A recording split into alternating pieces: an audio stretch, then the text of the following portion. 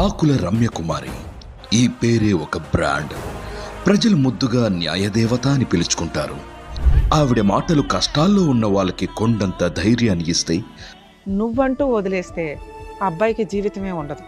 అమ్మ వదిలేసింది, దేవుడు వల్ల తండ్రి వదిలేయడం జరిగింది. తండ్రి లేడుగా, చనిపోయాడు. సో దేవుడు అన్యాయం చేసి, అమ్మ అన్యాయం చేసి, కట్టుకున్న భార్య అన్యాయం చేస్తే కూతురు మీద ఆశలు పెట్టుకున్నాడు. అర్థమవుతుంది. మార్చుకోవడానికి ట్రై చేద్దాం, మారతాడని మా ఉద్దేశం. అపోజిషన్లో ఉన్న వాళ్ళకి మాత్రం ముచ్చెమటలు పట్టిస్తుంది. మీరెవరు వద్దంటానికి? అబ్బాయి అసలు డైవర్సే ఇవ్వడం మీ కేసులో. మీరు ఇప్పుడు 5 పెళ్లిళ్ళు చేసుకొని వదిలేసి వాళ్ళ దగ్గర డబ్బులు వసూలు చేశారు చూసారా, వాళ్ళందరినీ పిలిపిస్తాను నేను. నెక్స్ట్ ఎపిసోడ్కి నేను పిలిపిస్తా. ఆవిడ కోటు వేసినప్పుడే కాదు, కోటు తీసిన న్యాయం వైపే నిలబడతారు. ఈ దేశపు జెండాకున్న పొగరు ఆమెలో ఉంది. అందుకే తప్పు చేసిన వాళ్ళు ఆమె వైపు చూసే సాహసం చేయరు. సాయం అడిగిన వారి కోసం రాష్ట్రాలు దాటిన